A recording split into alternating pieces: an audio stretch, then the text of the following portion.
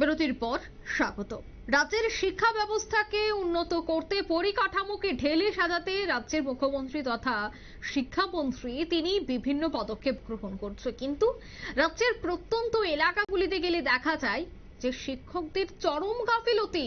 বিদ্যালয়ে এসে খুদেরা উপস্থিত থাকলেও দেখা মিলছে না শিক্ষক শিক্ষার্থীদের। হ্যাঁ, এবার এই অভিযোগ কিন্তু উঠে আসছে মোহনপুর থেকে। জানা গেছে এনইসি কলোনি এসবি স্কুলের শিক্ষক এবং পশ্চিম ত্রিপুরা জেলার মান্দাই আইএস এর অন্তর্গত জনজাতি এলাকায় একটি সিনিয়র বেসিক স্কুল রয়েছে এবং সেই স্কুলের শিক্ষা ব্যবস্থা রীতিমতো মুখ থুবড়ে পড়েছে। সকাল 8টা থেকে বিদ্যালয় শুরু হওয়ার কথা থাকলেও 9টা পর্যন্ত দেখা নেই শিক্ষকদের। 9 সেপ্টেম্বর স্কুলে গিয়ে দেখা যায় যে স্কুলের 7 জন শিক্ষকের মধ্যে মাত্র 2 জন বিদ্যালয়ে আসেন এবং বাকিরা কেউই আসেনি। স্কুলের প্রধান শিক্ষক স্বাধীন দেববর্মা জানান যে 2 জন ছুটিতে রয়েছেন এবং বাকিদের খবর তিনি জানতে পারছেন না। এবং এই বিষয় নিয়ে রীতিমতো প্রশ্ন উঠতে শুরু করেছে প্রত্যন্ত এলাকার বিদ্যালয়গুলির পঠন পাঠন তবে কিভাবে চলছে। মাত্র 2 জন সময় মতো উপস্থিত হলে বাকি সবাই উধাও এবং সেই জায়গায় প্রধান শিক্ষকই জানেন না যে বাকিরা কোথায়, কেন সময় মতো উপস্থিত হয়নি। তবে কি এই চিত্র প্রতিনিয়তই দেখতে হয় পড়ুয়াদের? তবে পঠন পাঠন কোন জায়গায় যাচ্ছে, একেবারে লাটে পঠন পাঠন অভিযোগ কিন্তু উঠতে শুরু করেছে। সে বিষয়ে সংশ্লিষ্টদের বক্তব্য অবশ্যই আপনাদের শোনাবো। স্কুলে সারা 8টা উপরে বেজে গেছে, ঠিক না? তারপরে স্টুডেন্ট চলাফেরা করতেছে, যে কোনো সময় ওই এখানে ফুল লাইন দিয়ে সেলুগুড়ি তুলতেছে, যে কোনো সময় শর্ট খেয়ে শর্ট লাগতে পারে। আপনারা কেন আজকে দেরি হচ্ছে? আমি তো সাধারণ মানে টিচার হলেও গাড়ি তো আমার তো নাই, গাড়ি দিয়ে আনো লাগে। তো আমি একটা অটো পাইতেছি আর কি, অটো দিয়ে আছে গাড়ির জন্য অপেক্ষা করতেছে। একটু দেরি হয়ে গেছে আর কি আমার।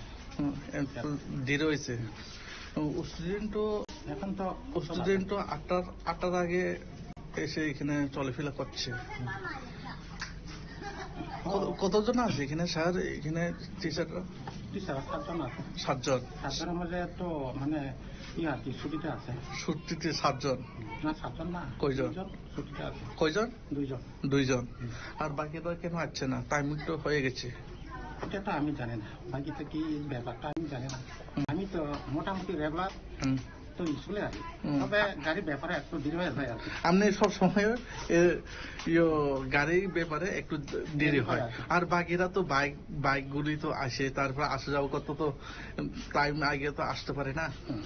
এটা তো তার ব্যাপার, এটা তো আমি জানি না। আমি তো টিচার, তো দেখো আমার যে স্কুলে তো মানে গ্রুপ দিতে নাই। আপনারা শুনলেন বিদ্যালয় কর্তৃপক্ষের বক্তব্য। তিনি ঠিক জানেন না যে বাকিরা কোথায় রয়েছে, কিন্তু বিদ্যালয়ে অবশ্যই উপস্থিত হয়েছে ছাত্রছাত্রীরা এবং তারা সময় মতো বিদ্যালয়ে উপস্থিত হলেও দেখা মিলছে না শিক্ষক শিক্ষার্থীদের, দুঃখিত শিক্ষক এবং শিক্ষিকাদের, যা নিয়ে কিন্তু রীতিমতো প্রশ্ন উঠতে শুরু করেছে। তবে কিভাবে শিক্ষা ব্যবস্থা চলছে, পড়াশোনা কি একেবারে লাটে উঠেছে? একাধিক বিষয় কিন্তু এবার প্রশ্ন চিহ্নের মুখে। আমি বিস্তারিত জানবো। টেলিফোন লাইনে এবার যুক্ত হয়ে গেছে মোহনপুর থেকে নিউজ ভ্যানগার্ড প্রতিনিধি ধীমান ভৌমিক। ধীমানদা, যে ছবি আমরা দেখছি যে 8টায় বিদ্যালয় শুরু হবার কথা, কিন্তু সেখানে সময় মতো শিক্ষকরা উপস্থিত হচ্ছেন না এবং প্রধান শিক্ষক তিনি নিজে বলছেন যে কেন বাকিরা এখনো পর্যন্ত সময় মতো স্কুলে উপস্থিত হয়নি সেই বিষয়টা নিয়ে তিনি কিছুই জানেন না। উনার উপর সমস্ত বিদ্যালয়ের পঠন পাঠনের দায়িত্ব রয়েছে, কিন্তু তারপরেও এই ধরনের গাফিলতি, ঠিক কি জানতে পারছো তুমি? হ্যাঁ দেখো অঙ্কিতা, এটা মান্দাই আইএস এর অধীন এনইসি এসবি স্কুল। এখানে পাহাড়ি এলাকার যতগুলি স্কুল আছে, এখানে এডিসি প্রশাসনের শিক্ষা দপ্তর রয়েছে, পাশাপাশি রয়েছে আমাদের রাজ্য সরকারের শিক্ষা দপ্তর। কিন্তু প্রত্যেক ক্ষেত্রেই দেখা যায় পাহাড়ি এলাকার স্কুলগুলিতে শিক্ষকদের কর্মগাফিলতির কারণে একটা পঠন পাঠন একটা বেহাল অবস্থা হয়ে রয়েছে। আজ যে স্কুলটাতে আমরা আজকে গিয়েছিলাম, সেই স্কুলটাতে 8টার সময় স্কুল খোলার কথা থাকলেও কিন্তু সেখানে দেখা গেল 8টা 45 মিনিট নাগাদ মাত্র একজন শিক্ষক এলো। কিন্তু ছাত্রছাত্রীরা তার আগ থেকে স্কুলে এসে ঘোরাঘুরি করছে এবং এই স্কুলে বাউন্ডারি নেই, সারা মাঠে গরু ছাগল গবাদি পশু বিচরণ করছে। এই একটা মানে অস্বাস্থ্যকর এবং অব্যবস্থা রয়েছে এই স্কুলটাতে।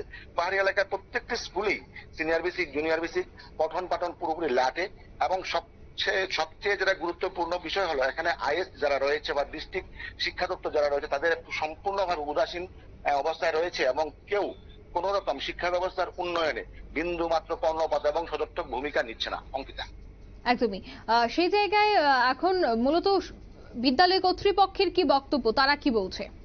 না, যেখানে প্রধান শিক্ষকই বলছেন যে অন্যরা কেন আসছে না সেটা তিনি বলতে পারছেন না। এখন এই স্কুলে 7 জন শিক্ষক রয়েছে, 2 জন শিক্ষক ছুটিতে রয়েছেন, 5 জন শিক্ষক উপস্থিত থাকার কথা প্রত্যেক দিন। সেই জায়গাতে 8:45 একজন মাত্র শিক্ষক এলো, বাকিরা এলো না এবং তিনিও দেরিতে এলেন। এই প্রশ্নের জবাবে উনি নিজের সপক্ষে সাফাই গাইলেন যে উনি গাড়ি করে আসতে হয়, মানে লাইন বাসে করে আসতে হয়, তার জন্য ওনার দেরি হয়ে গেছে।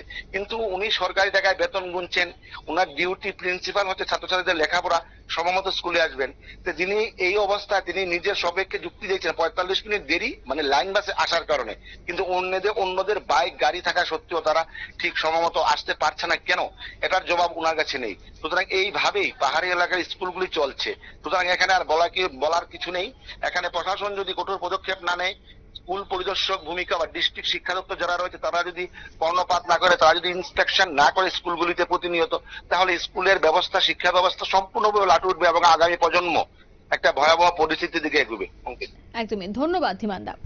অর্থাৎ প্রশাসনিক আধিকারিকদের হস্তক্ষেপের খুবই দরকার। শিক্ষা দপ্তরের আধিকারিকরা এই বিষয়টি নিয়ে অবগত থাকা খুবই প্রয়োজন, কারণ যে ছবি পরিলক্ষিত হচ্ছে যে সময় মতো বিদ্যালয়ে পড়ুয়ারা উপস্থিত হলেও সেখানে মূল ফটকে তালা ঝুলছে, বিদ্যালয়ে উপস্থিত নেই শিক্ষক। তবে সেক্ষেত্রে কিভাবে হবে আগামী দিনের পঠন পাঠন তা নিয়েও কিন্তু প্রশ্ন উঠতে শুরু করেছে। এখন দেখার বিষয় যে এই সংবাদ সম্প্রচার হবার পর কতটা নড়ে চড়ে বসে সংশ্লিষ্ট শিক্ষা দপ্তর। এই মুহূর্তের সংবাদ এ পর্যন্তই। আমাদের পরবর্তী নিউজ এবং আপডেট দেখার জন্য অবশ্যই চোখ রাখবেন শুধুমাত্র নিউজ ভ্যানগার্ডের পর্দায়। খবরের ভাষায় মানুষের প্রতিবাদ, মানুষের ভাষায় নিউজ ভ্যানগার্ড। ধন্যবাদ।